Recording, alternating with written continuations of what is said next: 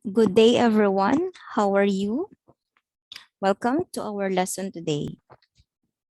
We have already established in the previous period the fact that there is more to what you say than meets the eye. With culture, business, and language interplaying with one another, the extent by which we can stretch the impact of language points us to differing directions. In this lesson, the dynamic nature of culture and its effect on communication is a crucial point in our discussion today. We are going to discuss dimensions of culture and intercultural communication, particularly intercultural sensitivity. We are guided with the following objectives. We will discuss the different dimensions of culture, demonstrate an awareness of the reality to cultural diversity, and demonstrate an understanding of how cultural diversity affects communication. At an onset, let us first take a look at the different definitions of culture. Culture has been and is being defined in many fields. Therefore, there are many definitions of culture depending on which perspective the researchers or the scholars approach it. Some of those are these coming from different authors.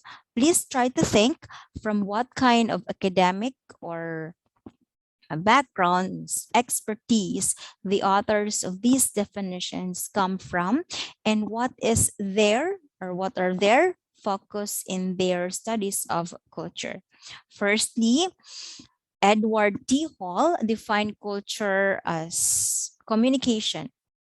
Gert Hofstede, a psychologist, defined culture as a collective programming on the mind of the mind. John Moll defined culture as how things are done. By Deborah Tannen, all communication is more or less cross-cultural. For Ron Scollon, culture is a kind of storehouse or library of possible meanings and symbols. Culture and communication are inseparable because culture not only dictates who talks with whom, about what, and how the communication proceeds, it also helps to determine how people encode messages, the meanings they have for messages, and the conditions and circumstances under which various messages may or may not be sent, notices, or interpreted. In fact, our entire repertoire of communicative behaviors is dependent largely on the culture in which we have been raised or our parents raised us to. Culture, consequently, is the foundation of communication. And when cultures vary, communication practices also vary. And so it is important to take a look at the characteristics of culture. According to Samiksha, the following are the characteristics of culture. That culture is a learned behavior, culture is abstract, culture is a pattern of learned behavior, culture is a product of behavior, culture includes attitudes, values, and knowledge. Culture include material objects. Culture is shared by the members of the society. Culture is super organic. Culture is pervasive. Culture is a way of life. Culture is a human product. Culture is idealistic.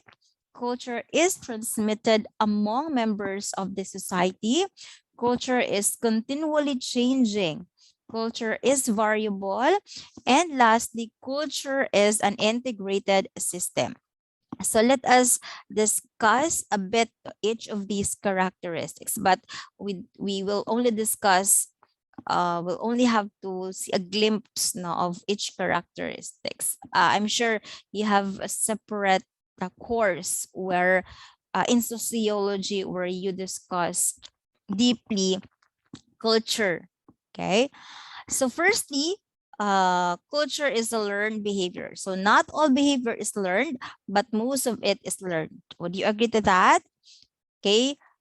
Sometimes the terms conscious learning and unconscious learning are used to distinguish the learning. For example, the ways in which a small child learns to handle, for example, an authoritative father or a rejecting mother often affect the ways in which that child 10 or say 20 years from now would also reflect on how this particular child handles his relationship with other people. Okay, so somehow um, what the child learned in the past would carry with him or her as he or she grows up. Okay, next is culture is abstract. Also, okay, also that some behavior is obvious. Now, people can be seen going to different games, for example, or eating. No, in our case, we use fork when we eat. No, or driving automobiles. Such behavior is called overt behavior. No, other behavior is less visible. Um, and some others are explicit. Okay, this sort of behavior, which is not openly visible to other people, is called covert behavior. So you have overt, something that is something that is seen, and covert for those which are not openly visible to other people. So we call them overt and covert behaviors. Next is culture is abstract. Culture exists in the minds or habits of the members of society. Culture is the shared ways of doing and thinking. There are degrees of visibility of cultural behavior that ranges from the regularized activities of persons of what we do to the internal reasons for doing them. In other words, guys, we cannot see culture as such. We can only see human behavior. We can only see manifestations or demonstrations of culture through our behaviors, our practices, our habits, in our activities. So this behavior occurs in regular pattern fashion, and which is now termed as culture. Next is culture is a pattern of learned behavior. The definition of culture indicated that the learned behavior of people is pattern. Now, each person's behavior often depends upon some particular behavior of someone else. Now, the point is that as a general rule, guys, behaviors are somewhat integrated or organized with related behaviors of other people. Next, culture is the product of behavior. Cultural learnings are the products of behavior. As the person behaves, there occur changes in him or in her. He or she acquired the ability to swim, ability to do some chores, to feel, um, to sympathize, to feel sympathy to others. So they have grown out of their previous behaviors. So in both ways, then, human behavior is the result of behavior. Or in other words, human behavior is the product of behavior. Okay, the experiences of other people are impressed on one as he or she grows up, and also many of his or her traits and abilities have grown out of his or her own past behaviors. Next, number 5, culture includes attitudes, values knowledge. So there is a widespread error in the thinking of many people who tend to regard ideas, attitudes, and notions in which they have as their own, quote unquote. It is easy to overestimate the uniqueness of one's own attitudes and ideas.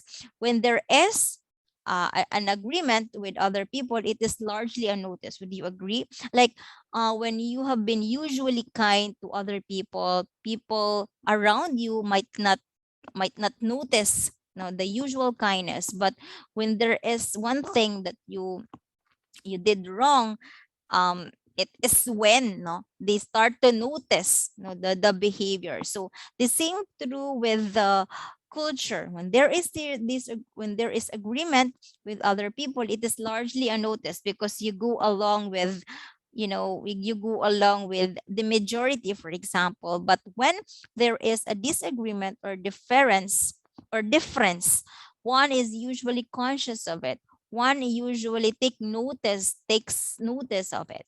So your differences, however, may also be cultural. For example, suppose you are a Catholic and the other person is a Protestant. Or in the current situation that we have, suppose you are pro Lenny and the other is pro Marcos. So things can be, perspectives can differ, right? So that's when we tend to notice the agreement and disagreement of certain perspectives. Then culture also includes material objects. Man's behavior results in creating objects. People were behaving when they have, or people are behaving when they made these things. To make these objects required numerous and various skills which human beings gradually build up through the ages. People have people have invented or had invented something else, and so on. Occasionally, one encounters the view that people do not really make steel, the steel that we use in construction or battleship. All these things first existed in a state of nature. People merely modified their form, changed them from a state in which they were to the state in which people now use them. The chair even was first a tree, which people surely did not make.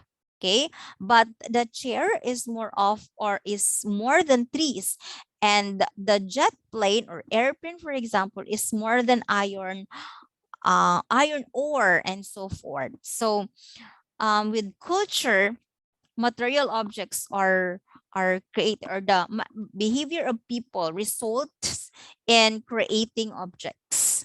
Okay. Then next, culture is shared by the members of society. The patterns of learned behavior and the results of behavior are possessed not by one or a few person, but usually by a large proportion. Thus, many millions of persons now share such behavior patterns as Christianity, the use of automobiles, or even the widely use of English language for communication purposes or for trade purposes. People may share some part of a culture unequally or equally. For example, as Americans do the Christian religion, Filipinos devotion, or Filipinos while the acceptance to the Christianity, Roman Catholic in the Philippines.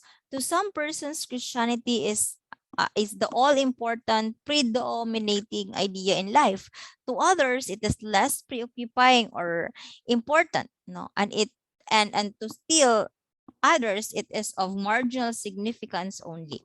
Sometimes the people share different aspects of culture. For example, among the Christians, there are Catholic and Protestant, liberal or conservation as clergymen or laymen. The point to our discussion, guys, is not that culture or any part of it is shred identically, no, but that it is shared by the members of society to a sufficient extent, right? Next is culture is super organic. Culture is sometimes called super organic. It implies, guys, that culture is somehow superior to nature. The word super organic is useful when it implies that what may be quite a different phenomenon from a cultural point of view. For example, a tree like a tree means different things to the botanist who studies tree or studies plants, to an old woman who uses it for shade, in the late summer afternoon when it is hot, the farmer who picks its fruit from a tree, the motorist who collides with it, no, while driving, and a young for young lovers who carve their initials on the tree trunk. So the same physical objects and physical characteristics, in other words, may constitute, a variety of quite different cultural objects and cultural characteristics. So this is where semiotics come comes in. No, this is where how we associate meaning to a certain object. And because we invest meaning to a certain object, that's when this particular thing makes sense to us, making meaning, right? Then next is culture is pervasive. Culture is pervasive as it touches every aspect of our lives. The pervasiveness of culture is manifested in two ways. First, guys, is culture provides an unquestioned context, within which individual action and response take place. Not only emotional action, but can also be relational actions are governed by cultural norms. Second, culture pervades social activities and institutions. So, in fact, according to Ruth Benedict, a culture, like an individual, is a more or less consistent pattern of thought and action. With each culture, there come into being characteristic purposes not necessarily shared by other types of society. In obedience to these purposes, each person further consolidates, its experience, and in proportion to the urgency of their drives, the heterogeneous items of behavior take more and more congruous shape. That's according to Ruth Benedict. Then culture is a way of life. Culture means simply the way of life for some, or of a people, or their design for living. Clarkhorn and Kelly define it in their sense. Now, culture is a historically derived system of explicit and implicit designs for living, which tends to be shared by all or specially designed members of a group. When we say explicit culture, guys, we refer to similarities in word and action which can be directly observed. Okay? In other words, yung overt behaviors. For example, the adolescent cultural behavior can be generalized from regularities in dress, mannerism, and conversation, and how young people talk or converse. Now, they certainly have their manner of talking, especially when talking casually with certain friends. Conversely, implicit culture exists in abstract forms, which are not quite obvious or covert. Now, something that is not explicit or not quite obvious. Next, culture is a human product. Culture is not a force operating by itself and independent of the human actors. There is an unconscious tendency to defy culture, to endow it with life, and treat it as a thing. Culture is a creation of society and interaction and depends for its existence upon the continuance of society. In other words, guys, culture cannot operate in itself. Culture has been able to continually exist, because of the existence that is dependent upon the continuance of society. So it is independent of the human actors. And who are these human actors? It is us, people, students, the professors, and the people, right? In a strict sense, therefore, culture does not do anything on its own. It does not cause the individual to act in a particular way, nor does it make the normal individual into a maladjusted one. Culture, in short, guys, is a human product. No, it is not independently endowed with life. Okay, next, Culture is transmitted among members of the society. The cultural ways are learned by persons from persons or persons to persons. Many of them are handed down by one elders, by parents, by our ancestors, teachers, and others no, of somewhat older generation. Other cultural behaviors are handed up to elders. Okay, some of the transmission of culture is among contemporariness. For example, the style of dress, the political views, the use of recent labor-saving devices. One does not acquire a behavior pattern spontaneously. The people learn it. Okay, that means that someone teaches us and teaches a particular person, and that person learns it. Much of the learning processes, both for the teacher and the learner, is quite unconscious and intentional or accidental.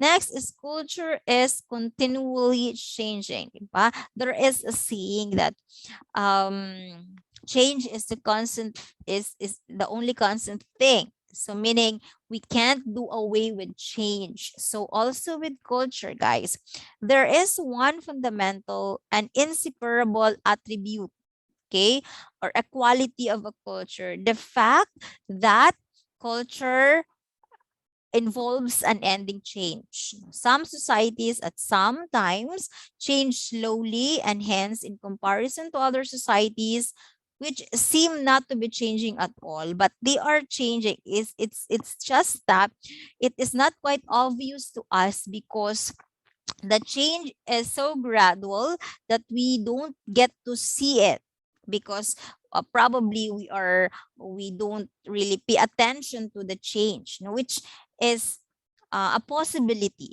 But sometimes when we are when we are grew up with our siblings, for example, growing up together, we don't take notice of the changes, no, of our siblings of our siblings, or the growth of our siblings. But um we just realize at one moment in time that our siblings have already changed, but the changes that go along the way, or that went along the way, were unnoticed. So the same with culture. We mentioned in our previous lesson during the prelim period about organizational culture, if you can still recall it, that as organization has its own culture, it is pretty much difficult to change or to modify an organizational culture. But that does not mean, guys, that it is not that does not mean that organizational culture cannot change. Okay, what I'm saying is that it can change, but a sudden change would bring us culture shock. So um it is as an employee, okay, as an employee, or as a future professional, no, it is recommended that when you are in a certain organization, you have to adapt it. Should you wish to change it, it shouldn't be abrupt, as it might create some negative reactions at first. But time goes on, changes of a certain culture in an organization may take time, gradually, right? Next is culture as a variable. Okay, so as the term implies, variable, it is something really that changes. Culture varies from one society to another society, or group to group. Hence, we say culture of say India or England. Further, or the culture of the Philippines, the culture, Korean culture, Filipino culture, Thai culture, and many others. So it really is distinct, to a particular society or particular group. Further, culture varies from group to group within the same society. So if there is this mother culture where we have a common culture as a state or as a nation, there are also subcultures within the general culture. So these cultures that are or group no that are born out from a larger culture is what we call subcultures. Okay, cluster of patterns which are both related to the general culture of the society and yet at some point distinguishable from the mother culture as it has its distinct characteristics. So we call them subcultures, right? Next, okay, lastly, culture is an integrated system. As a system does not operate with one part only. It requires several parts, no, for a system to work. So the same with culture. Culture processes an order and system. Its various parts are integrated with each other, and any new element which is introduced is also integrated. So it is a system. No, it requires several elements, no, to make it work, right? Okay, so those are the characteristics of culture, guys, which are proposed by Samiksha.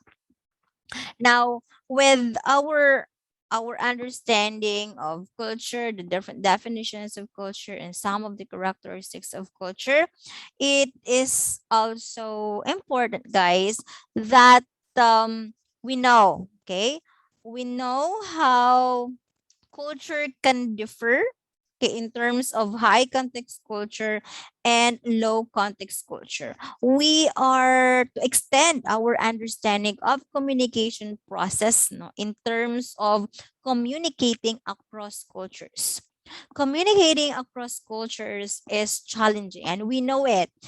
Communicating even, no, among our friends within our circle is already challenging, all the more that it is challenging when we are communicating across borders. Each culture has set of rules that its members sometimes take for granted. For few of us are aware of our own cultural biases, right? Because cultural imprinting is has begun at the very age in us. And while some of our cultural knowledge, rules, beliefs, values, even phobias and anxieties are taught explicitly, most of the information is absorbed unconsciously or subconsciously. The challenge here for multinational or multinational communication has never been greater, guys. That's the very purpose of communication. Purposive communication.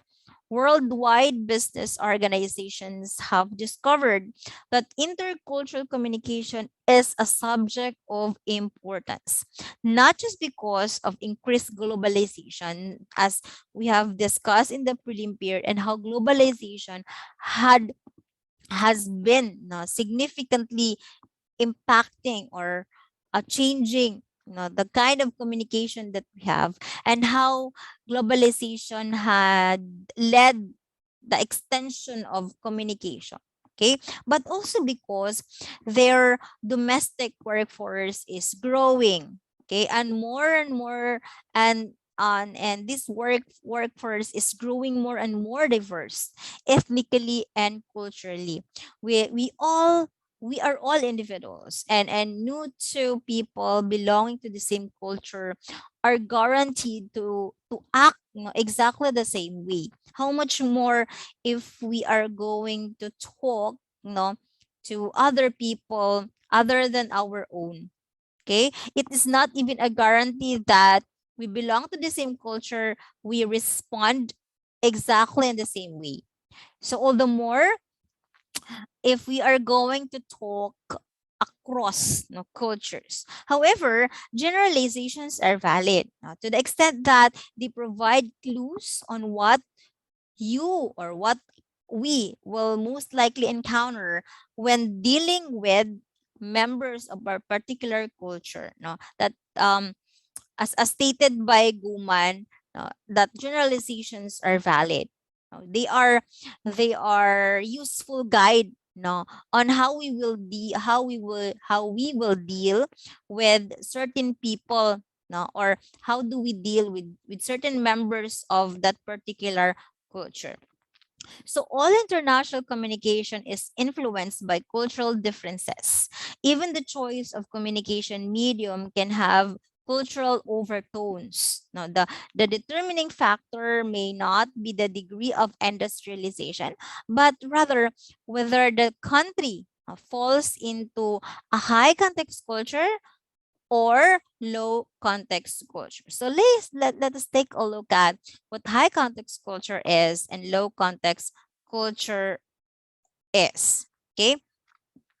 For high context culture, okay, members of the high context culture rely heavily on nonverbal communication using elements such as the closeness of the relationship, strict social hierarchies, and deep cultural knowledge to convey meaning. So, where physical space is considered more communal, verbal messages are indirect, accuracy is valued. To some extent, they considered people are expected to speak one after the other orderly. So some countries or some states considered high context culture include Japan, Greece, various Arab nations, some Mediterranean, African, Arab, some Asian, and also American Indian. So they leave much of the messages unspecified to be understood through context, no? Nonverbal cues and between the lines interpretation of what is actually said. So nonverbal communication is highlighted, okay, is given emphasis in the communication process as communication tends to be indirect. Conversely, low context culture, mostly Germanic and English speaking countries expect messages to be explicit and specific. So communication tends to be linear, precise, and open. And so words are highly valued. Okay, these agreements are depersonalized, privacy and personal space are highly valued. Verbal messages are explicit and direct. And so some of the countries which belong to high context culture are the US, Germany, and various Scandinavian countries. Okay. Um, so you get to see here that um, much about the differences, no, the differences of high and low context culture are are the idea that as a student of purposive communication, no, we get to see, no, which which culture we are dealing with, okay, to what kind of people we're dealing with, no, with what kind of cultural orientation that does that particular person belongs to. And so we may be able to, you know, direct our manner of communication as expected of in that of high context culture or low context culture. So while high and low context culture are examples of opposing cultures, it is also true, guys, that many cultures can actually fall in between these two. Okay, they are actually called multi-active. Okay, these cultures might include those of like Spain, Italy, and Latin America. So it's it is something that, it is something that comes in between both extremes for high and low context cultures. But other than that, there's more to discuss, no, with as regards to the what do you call that, the differentiation, no, of expected behaviors, when it comes to communication. Okay, we are going to focus on the specificity, okay, or at least what we perceive to be a specific in the messages we put out, we put or we messages we convey to everyone for them to understand and interpret. No, like the discussion and the previous period that we had, no, the context in which we are as learners of purposive communication becoming embroiled in the world of work. Now the professional world will be our focus here, especially that you guys are, if not a worker in the future, okay, um you might establish your own business. So these would definitely help you out, guys, so much. You know, when understanding and recognizing cultural diversity. So, entrepreneurs in Hampton, the proponents of these dimensions that we are going to discuss, reiterate that there are dimensions to recognizing cultural diversity in national cultures, and that the manner by which people respond to certain situations, respond to certain questions about culture, are somehow, to some extent, no, are attributed to the uniqueness of their culture. So these are the seven dimensions. These dimensions include counterparts. So in total, there are 14, but um, we've listed seven with counterparts. All right. So let's begin with the first dimension by Trumpiners in Hampden. First is universalism versus particularism.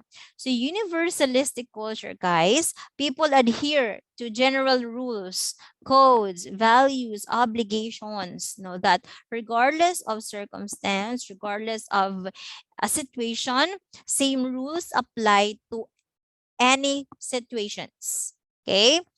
Disregarding their relationship the to the people they're communicating to. Standards in universalism take precedence over the needs and claims of friends or relationships with the others. Conversely, particularistic people, on the other hand, make judgments according to their relationship. So, in other words, it's a relationship uh, case case by case. No? So, it's a matter of their relationships to the one they're talking to. Okay, this culture of particularism is based on friendships and intimate relationships affecting situations on a case by case basis. Therefore, what is appropriate in one situation may not actually be right in another, as compared to universalistic that they stood by the rules. Now, rule is rule, code is code, and that whether we are friends or not, I have to abide. No? We have to adhere our decisions based on certain policies or based on certain codes or rules. Okay. So, in matters of this international business, particularistic culture values relationship, and that these relationships can be basis of bending rules and regulations of a business organizations, which can happen, right? The companies of some companies, value their friendships with the other company, and so they tend to bend some rules, company rules, just so to maintain their relationship. For example, that of that advert of Pfizer, okay, where they decided to apologize of that certain advertisement after receiving backlash. After several cultures got offended because of it, so they realized that friendship is more important than their media campaign. So that indicates a particularistic um, culture. And on the other hand, Okay, it can universalistic, the same companies obviously turned against universalistic culture, which dictates that laws supersede culture, right? This culture puts less emphasis on personalities and of course the culture to which they submit to. If the advertisements did not violate any existing laws or society in which the advertisement were used, then a universalistic culture would not have any problem of it. I mean, halimbawa, this particular advert is really something that is controversial, but um, even so it is controversial, it does not violate any rule. So if I were the company, I wouldn't put it down, no, because as a universalistic company adhere to a universalistic culture, I don't see any problem with it, especially so that there is no law that is being violated.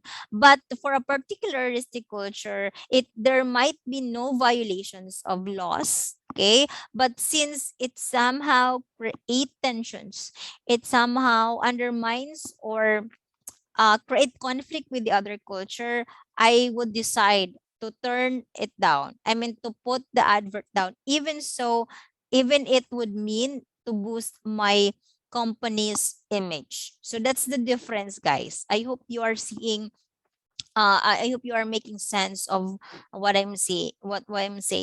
Next is individualism versus collectivism. The individualistic culture puts emphasis on the individual wants, happiness, fulfillments, initiative, and welfare above those of the community. So, as the term implies, individual and collectivist. Okay, collectivism, on the other hand, decides for the greater good, collective um collective welfare, no, that of course considers the welfare of the many over personal desires, right? Next is specific versus diffused. The specific culture is about a person who considers his or her work a place where he or she functions as an individual, no, as an individual worker, for example. For this person, he or she can work effectively and achieve his or her career goals, no, professional goal, even without maintaining a real relationships with his or her coworker. So that is how a um a person, no, that is specifically oriented, no, individual.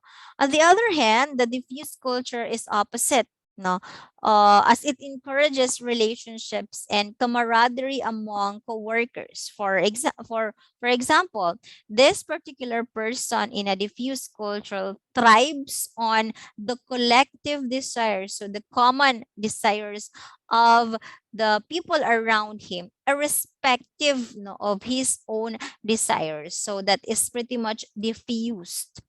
Okay, so you can see this, the dynamic of personalities in a certain organization, guys. Soon as you will have to work, or even the organizations that you have, school organizations that you have, you get to see this. Now, those specifically oriented individuals and those diffusely oriented individuals, no, they can work well with uh co co co-member. They can work well on their own, okay, as they function individually as a worker.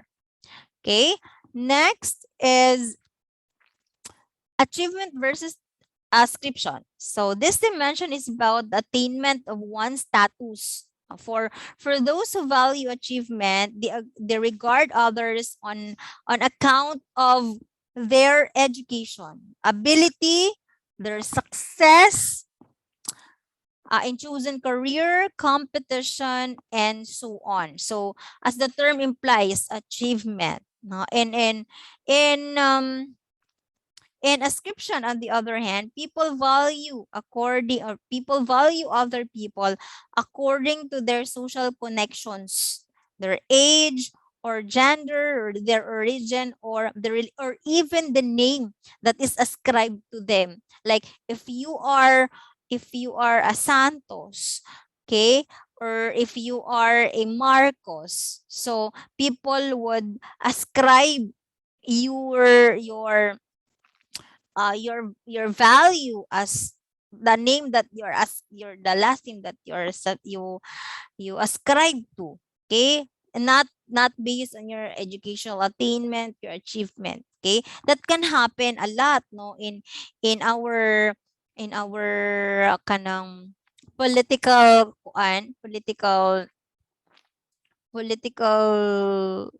um issue, no, nowadays. If you're a Duterte, if you are a Robredo, or what kind of last name you've got, which is ascribed to your name, so you get to see that in our um, political arena nowadays. So the challenge here for you guys as a college student is to strike a balance between achievement and description. On one hand, you have to show that you are competitive when the situation calls for it or when the situation necessitates of it. On the other hand, you aim to show admirable qualities to show your coworkers in order to enjoy the benefit of both dimensions. You you can show off, no, by of course by standing by your last name, your gender, your age, or any other social connections that you have. So the challenge here is for you to strike a balance between the two, achievement and ascription. Fifth is neutral versus effective. In a neutral culture, guys, people make an effort to conceal their feelings because they have been taught, or they had been raised that way. Now, they are often perceived to be guarded and controlled. I have known a few individuals who are like this, no, because as I have mentioned, that it can be handed down, no, or it can be learned from their parents as how their parents raised them. So when they grow out, no, they carry with them that culture, they carry with them those behaviors. And so by the moment they communicate, they are well guarded and controlled. They tend not to show their feelings, they tend to conceal their feelings.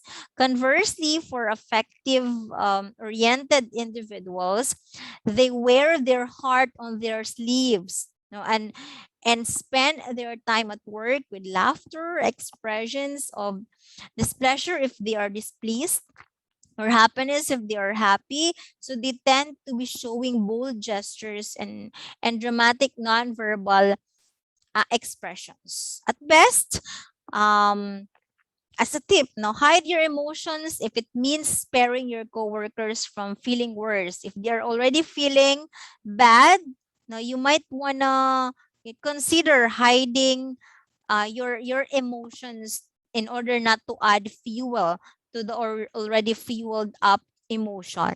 Okay, especially during this challenging time, para bang do not add up to the already problematic situation. But of course, if there are enough reasons for you to express your emotions, you're feeling over something, like something that is worth celebrating, it would not hurt, no, to do bold gestures and to show how you feel, of course. Especially when you are going to work, you will be needing those, especially if you wish to gain friendship. Then next is time orientation. Time orientation, that is sequential versus synchronic. If you think that there is a time and place for everything to be done, then you are a sequential type of person. Furthermore, you tend to follow a strict and particular order in doing things, and a change in this order will cause uncertainty for you, or will cause you disorientation. No, you don't want to be confronted with um, with a situation that you have not prepared for. So you tend to be organized, you tend to be planned, you do things according to your plan. Okay, according to the order of your plan or the passing of events. If you are synchronic, you connect the past and the future, but you do not focus on one or the order, with which the two take place. So you deal with things as they come, and you think of different ways of achieving. You set your set of objectives in numerous and possible combinations of time and order. So you deal things as it happens, and you are more flexible, to change, your ways into achieving the objectives that you have set beforehand. So your plan is not definite. Okay, your plan is subject to change all the time, and so there is a possibility that you combine um you combine time and order. Ideally, we should be fluid, right, in achieving our goals. There will be times that we ought to acknowledge that we need to follow a process or a certain plan to produce desirable results at work or at school. However, when things dictate that we do not have to follow in sequence the time of our activities, then surprisingly or unexpectedly, we have to make changes, sudden changes for us to adapt. Just like what happened during this pandemic, right? When pandemic hit us, everything that we have prepared for back in 2020, before March 16, when the lockdown was implemented, we had plans for travel. But then when the lockdown, was implemented, perhaps almost everything changed, and there was nothing much that we could do about it, but to to adapt to the change, the sudden shift, and align our objectives, align our goals to what we are currently facing. And that is how we overcome this pandemic thing, how we deal with this pandemic thing. Perhaps some of us or some of my friends ought to establish a business, but when the pandemic struck, they they postpone it, and some of them did not really pursue it, or no plan of pursuing it,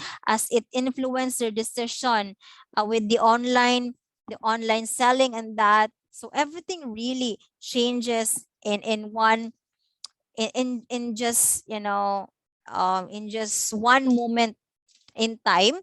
The shift this particular pandemic has brought several changes in our lives. Lastly, guys, is inner directed orientation versus outer directed orientation. The inner directed culture thrives on people making a conscious effort of controlling the environment where they are in. Now, while nature is complex, the inner directed culture allows its people to have a mechanistic view of nature and control it with skill and precision.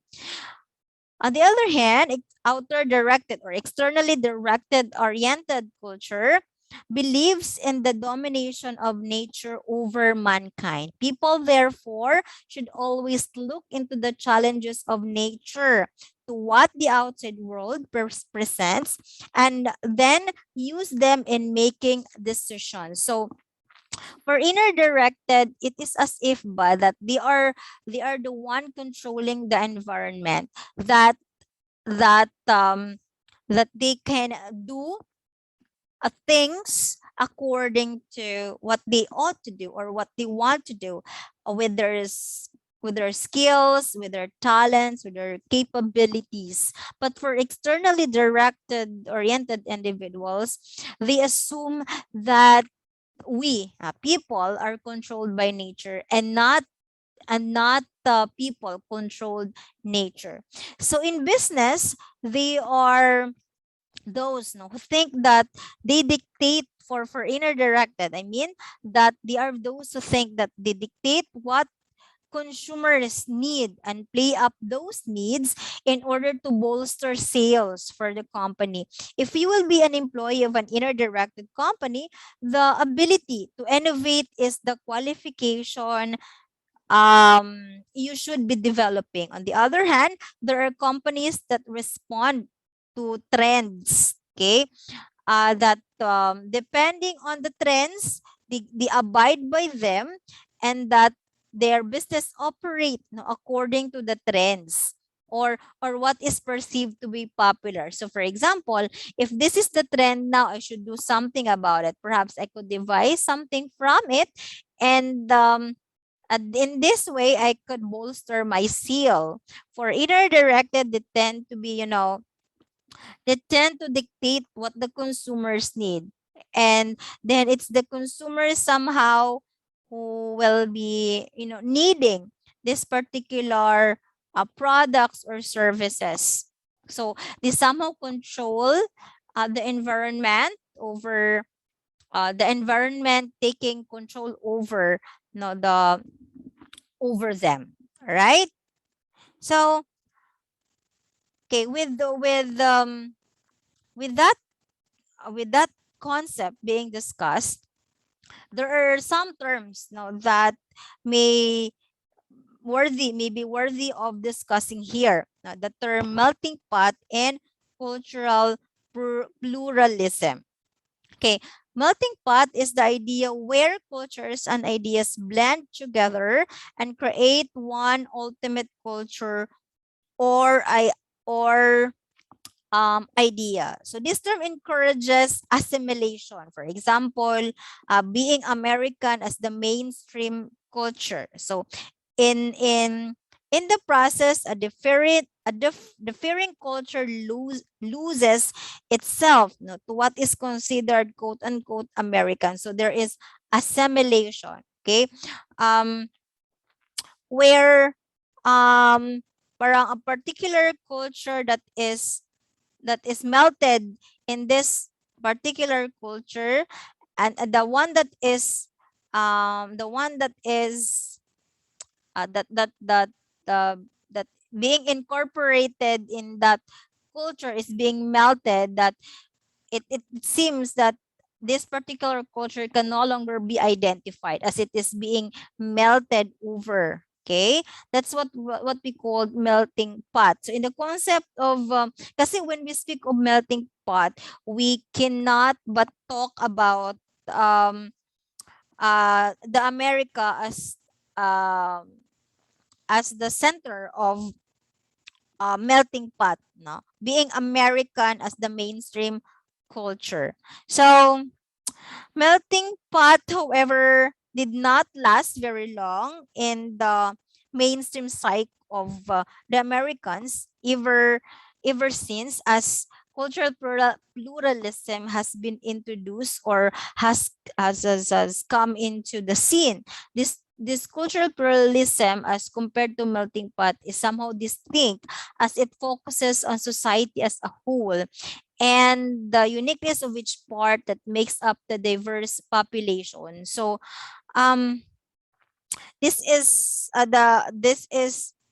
this cultural pluralism, in fact, is likened to that of a salad bowl in which there are variety of ingredients, although the ingredients are mixed up together like how you do a fruit salad, diba? But you still get to see the taste of each of the ingredient, no? And that you cannot just take for granted each ingredient as this particular ingredient, one or two, makes up the whole process of what a fruit salad is all about. You can still see apple, you can still see mango in that bowl of salad. Okay, even so that it combines different cultures coming from different race, age, sex, religion, and cultural lifestyle. So in in in and in mixture cultural pluralism is more like hetero, whereas melting pot is more like homo. Okay, so that's that's um that's the concept of melting pot and cultural pluralism. Indeed, the concept of cultural pluralism has been with us for more or less 60 years or more than that. Among the many writers who pushed for recognition of this concept are many. A lot of them like Callan, Gunmar, Myrdal, Milton, and many more. Okay, so with the foregoing definition, we can surmise that cultural pluralism is a condition in which people are able to organize communities regardless of orientations, differences of race, age, sex, religion, language, and cultural lifestyles. Furthermore, this condition is attained, no, in a society where culturally diverse communities interact with one another on the basis of a healthy functioning of the society they are part of. So cultural pluralism then will not thrive when culturally different communities do not get along. So therefore, we can assume that cultural pluralism is an issue that will be remain relevant, especially nowadays. No, as there have been dividing factors that come into our way,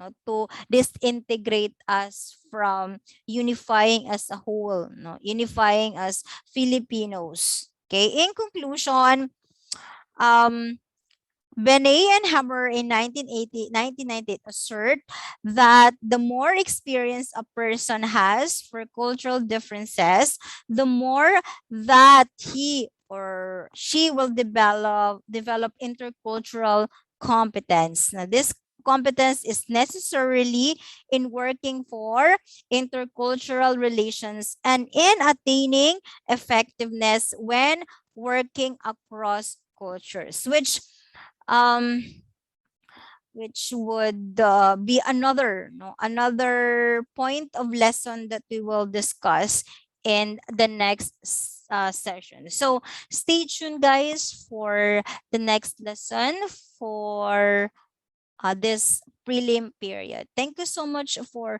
listening, and I hope really that you have learned a lot from our discussion. Thank you and stay safe, everyone. Bye bye for now. See you next week for our synchronous session.